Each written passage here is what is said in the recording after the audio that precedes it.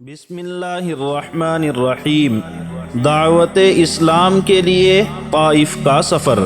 جب ابو طالب دنیا سے رخصت ہوئے تو اللہ کے رسول صلی اللہ علیہ وسلم کا ایک بہت بڑا حامی اور مددگار اس دنیا سے رخصت ہو چلا تھا، اور حضرت خدیجہ رضی اللہ عنہا کے بعد آپ کو کوئی تسلی دینے والا نہ رہا تھا۔ ادھر قریش کی ضد اور مخالفت دن بدن ترقی کرتی جا رہی تھی، اور مکے سے باہر کے لوگ جب حج کے لیے مکہ آتے تھے تو اللہ کے رسول صلی اللہ علیہ وسلم شعب ابی طالب ہی کے زمانے سے انہیں اسلام کی دعوت دے رہے تھے، جس کا کوئی خاص نتیجہ نکلتا ہوا نظر نہیں آ رہا تھا۔ اب مکے والوں کو حد سے زیادہ سخت اور اسلام سے متنفر اور بیزار دیکھ کر آپ صلی اللہ علیہ وسلم نے ارادہ فرمایا کہ طائف والوں کو اسلام کی دعوت دوں۔ طائف مکے سے 3 منزل یعنی 60 میل کے فاصلے پر مکے ہی کے برابر بڑا شہر تھا۔ وہاں ثقیف قبیلہ آباد تھا جو لات نامی بت کی پوجا کرتے تھے۔ سن 10 نبوی شوال کے مہینے میں یعنی سیدہ خدیجہ رضی اللہ عنہا کی وفات کے 1 مہینہ بعد آپ صلی اللہ علیہ وسلم زید بن حارثہ کو ساتھ لے کر پیدل طائف کے لیے روانہ ہوئے۔ وہاں پہنچنے سے پہلے راستے میں آپ قبیلہ بنی بکر میں تشریف لے گئے۔ جب ان کو بھی مکے والوں کا ساتھی اور انہی کا ہم خیال پایا تو قوم قحطان کے پاس چلے گئے۔ ان کو بھی سنگ دلی میں قریش کے برابر پایا تو آپ طائف پہنچے۔ طائف میں داخل ہو کر سب سے پہلے رسول اللہ صلی اللہ علیہ وسلم وہاں کے سرداروں سے ملے۔ طائف کے سرداروں میں عبد یالیل بن عمرو بن عمیر اور اس کے دونوں بھائی مسعود اور حبیب سب سے زیادہ بااثر اور بنی ثقیف کے رئیس سمجھے جاتے تھے۔ آپ صلی اللہ علیہ وسلم تینوں سے ملے اور اسلام کی دعوت دی۔ یہ بڑے گھمنڈی اور متکبر تھے۔ ان میں سے ایک نے کہا، اگر تجھ کو اللہ تعالیٰ اپنا رسول بناتا تو کیا تو یوں ہی پیدل جوتیاں چٹکاتا پھرتا؟ دوسرے نے کہا، کیا اللہ تعالیٰ کو کوئی اور آدمی نہ ملا جو تجھ کو رسول بنایا؟ تیسرا بولا، میں تجھ سے بات کرنا نہیں چاہتا، کیونکہ اگر تو اللہ تعالیٰ کا رسول ہے جیسا کہ تیرا دعویٰ ہے تو تیری بات کو رد کرنا خطرناک بات ہے، اور اگر تم اللہ تعالیٰ کے رسول نہیں ہو بلکہ اس پر جھوٹ بولتے ہو تو مناسب نہیں کہ ایسے آدمی سے بات کی جائے۔ طائف کے لوگوں کی گستاخیاں۔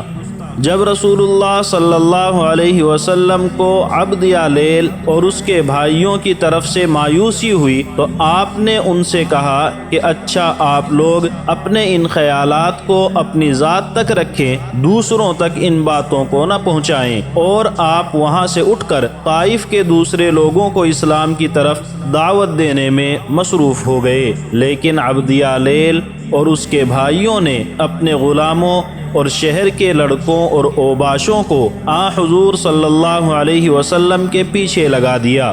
آپ جہاں جہاں جاتے بدماشوں، اوباشوں اور آوارہ لڑکوں کا ایک گروہ آپ کے پیچھے گالیاں دیتا اور ڈھیلے مارتا ہوا ہو لیتا۔ جب آپ زخموں کی تکلیف سے بیٹھ جاتے تو یہ بد نصیب آپ کے بازو پکڑ کر دوبارہ پتھر برسانے کے لیے کھڑا کر دیتے اور ہنستے۔ آپ صلی اللہ علیہ وسلم کے وفادار خادم سیدنا زید بن حارثہ رضی اللہ عنہ آپ کے ہمراہ تھے۔ وہ آپ صلی اللہ علیہ وسلم کو بچانے اور آپ کی حفاظت کرنے میں مصروف تھے۔ پتھروں اور ڈھیلوں کی بارش میں حضور صلی اللہ علیہ وسلم اور زید بن حارثہ رضی اللہ عنہ دونوں زخمی ہو گئے۔ باہر کو چلے تو بھی طائف کے اوباشوں کا ہجوم گالیاں دیتا اور پتھر مارتا ہوا آپ کے ساتھ ساتھ تھا، یہاں تک کہ اللہ کے رسول صلی اللہ علیہ وسلم طائف سے باہر نکل آئے، مگر بدمعاشوں کے اس گروہ نے آپ کا پیچھا نہ چھوڑا۔ ان بدمعاشوں کے ہجوم نے 3 میل تک شہر سے باہر بھی آپ کا تعاقب اور پیچھا کیا۔ آپ کی پنڈلیاں پتھر کی بارش سے لہو لہان ہو چکی تھی اور اس قدر خون بہا کہ جوتیوں میں خون بھر گیا۔ اسی طرح تمام جسم زخموں سے لہو لہان تھا۔ طائف سے 3 میل کے فاصلے پر مکے کے رئیس عتبہ بن ربیعہ اور شیبہ بن ربیعہ کا باغ تھا۔ حضور صلی اللہ علیہ وسلم نے اس باغ میں آ کر پناہ لی اور طائف کے اوباشوں کا ہجوم طائف کی طرف واپس ہوا۔ آپ صلی اللہ علیہ وسلم اس باغ کی دیوار کے سائے میں بیٹھ گئے اور اپنی بے کسی اور بے چارگی دیکھ کر اللہ کی بارگاہ میں دعا کی کہ اے اللہ، تجھ ہی سے شکایت کرتا ہوں میں اپنی کمزوری اور بے کسی کی اور لوگوں میں ذلت اور رسوائی کی۔ اے ارحم الراحمین، تو ہی کمزوروں کا رب ہے اور تو ہی میرا پروردگار ہے۔ تو مجھے کس کے حوالے کرتا ہے؟ کسی اجنبی بیگانے کے جو مجھے دیکھ کر تر شروع ہوتا ہے اور منہ چڑھاتا ہے، یا کسی دشمن کے جس کو تو نے مجھ پر قابو دے دیا ہے۔ اے اللہ، اگر تو مجھ سے ناراض نہیں ہے تو مجھے کسی کی بھی پرواہ نہیں ہے۔ تیری حفاظت مجھے کافی ہے۔ میں تیرے چہرے کے اس نور کے طفیل جس سے تمام اندھیریاں روشن ہو گئیں اور جس سے دنیا اور آخرت کے سارے کام درست ہو جاتے ہیں، اس بات سے پناہ مانگتا ہوں کہ مجھ پر تیرا غصہ ہو یا تو مجھ سے ناراض ہو۔ تیری ناراضگی کا اس وقت تک دور کرنا ضروری ہے جب تک تو راضی نہ ہو۔ تیرے سوا کوئی طاقت ہے نہ قوت۔ دعا کی قبولیت کے لیے تو یہی کافی تھا کہ وہ اللہ کے محبوب اور اس کے نبی کی زبان سے نکلی تھی، کیونکہ ہر نبی مستجاب الدعوات ہوتا ہے، لیکن اس وقت نبوت کے علاوہ بے بسی، مظلومیت، پردیسی اور سفر کی حالت میں ہونا، یہ ایسے اوصاف جمع ہو گئے جن میں سے ہر ایک دعا کے قبول ہونے کی وجہ بن سکتا تھا۔ بس اللہ کے محبوب کی دعا کا پوچھنا ہی کیا تھا کہ جو نبی اور رسول بھی ہوں، مضطر بے بس بھی ہوں، مظلوم بھی ہوں، پردیسی اور مسافر بھی ہوں، ایسی دعا کا زبان سے نکلنا تھا کہ قبولیت کے دروازے کھل گئے۔ وہی عتبہ اور شیبہ کہ جن کا دل اب تک پتھر سے زیادہ سخت تھا، آپ کی اس بے کسی اور مظلومیت کو باغ کے اندر بیٹھے دیکھ رہے تھے۔ دیکھ دیکھ کر نرم ہو گئے اور خونی رشتے نے دلوں کو گرمایا اور رگ حمیت جوش میں آ گئی۔ اپنے غلام عداس کو بلا کر کہا کہ ایک طبق میں انگور رکھو اور اس شخص کے پاس لے جاؤ اور ان سے کہو کہ اس میں سے کچھ تھوڑا بہت ضرور کھائیں۔ عداس نے آپ کے سامنے وہ طبق لا کر رکھا۔ رسول اللہ صلی اللہ علیہ وسلم نے بسم اللہ پڑھ کر کھانا شروع کیا۔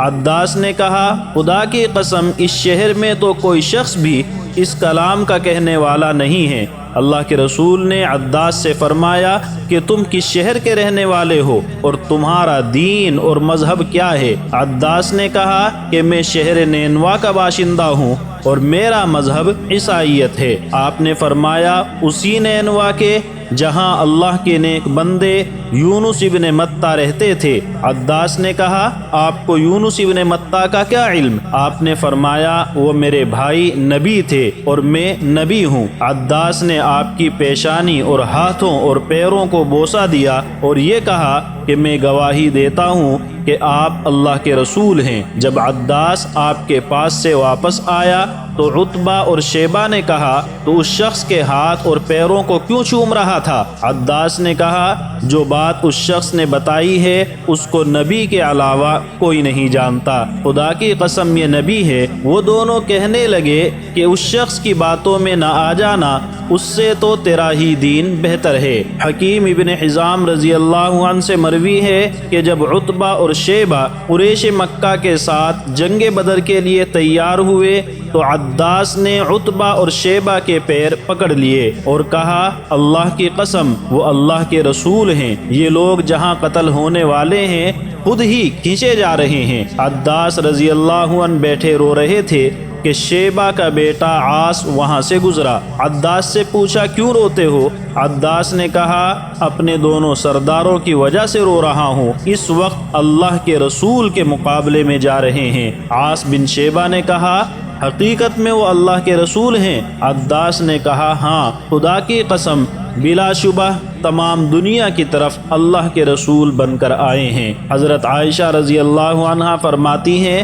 کہ میں نے ایک بار عرض کیا، یا رسول اللہ، آپ پر کیا احد سے بھی زیادہ سخت دن گزرا ہے؟ آپ نے فرمایا، تیری قوم سے جو تکلیفیں پہنچی وہ تو پہنچی ہی، لیکن سب سے زیادہ سخت دن وہ گزرا کہ جس دن میں نے اپنے آپ کو عبد یا لیل کے بیٹے پر پیش کیا، اس نے میری بات کو قبول نہیں کیا۔ میں وہاں سے نہایت رنجیدہ واپس ہوا۔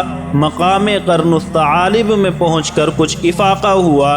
یکایک جو سر اٹھایا تو دیکھتا کیا ہوں کہ ایک بادل میرے اوپر سایہ کیے ہوئے ہے، اس میں جبریل امین موجود ہیں۔ جبریل نے وہیں سے مجھ کو آواز دی کہ آپ کی قوم نے آپ کو جو جواب دیا ہے وہ اللہ نے سن لیا۔ اس وقت اللہ نے آپ کے پاس پہاڑوں کے فرشتے کو بھیجا ہے تاکہ آپ اس کو جو چاہیں حکم دے دیں۔ اتنے میں ملک الجبال یعنی پہاڑوں کے فرشتے نے مجھے آواز دی اور مجھ کو سلام کیا اور یہ کہا، اے محمد، اللہ نے مجھ کو آپ کے پاس بھیجا ہے، میں پہاڑوں کا فرشتہ ہوں، تمام پہاڑ میرے کنٹرول میں ہیں، آپ جو چاہیں مجھ کو حکم دیں۔ اگر آپ حکم دیں تو ان دونوں پہاڑوں کو جن کے درمیان مکہ اور طائف کے لوگ رہتے ہیں ملا دوں، جس سے تمام لوگ پس جائیں۔ آپ نے فرمایا، میں اللہ سے امید کرتا ہوں کہ اللہ ان کی نسلوں میں ایسے لوگ پیدا کرے گا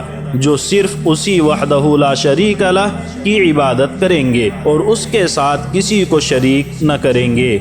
طائف سے واپسی اور جنات کی رسول اللہ صلی اللہ علیہ وسلم کی خدمت میں حاضری۔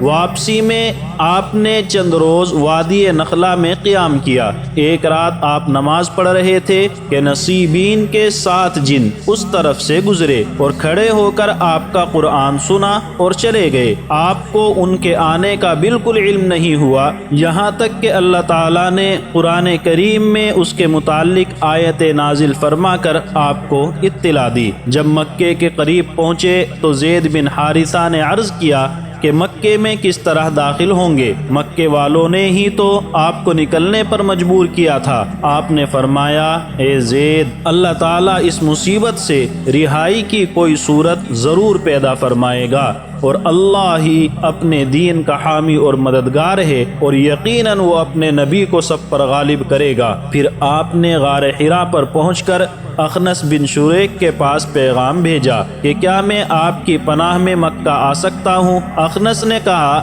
میں قریش کا اتحادی ہوں، اس لیے میں پناہ نہیں دے سکتا۔ اس کے بعد آپ نے یہی پیغام سہیل بن عمرو کے پاس بھیجا۔ سہیل نے کہا کہ بنو عامر بنو کعب کے مقابلے میں پناہ نہیں دے سکتا۔ اس کے بعد آپ نے مطعم بن عدی کے پاس یہ پیغام بھیجا کہ کیا میں آپ کی پناہ میں مکہ آ سکتا ہوں؟ مطعم نے آپ کی فرمائش قبول کی، اپنے بیٹوں اور قوم کے لوگوں کو بلا کر حکم دیا کہ ہتھیار لگا کر حرم کے دروازے پر کھڑے رہیں۔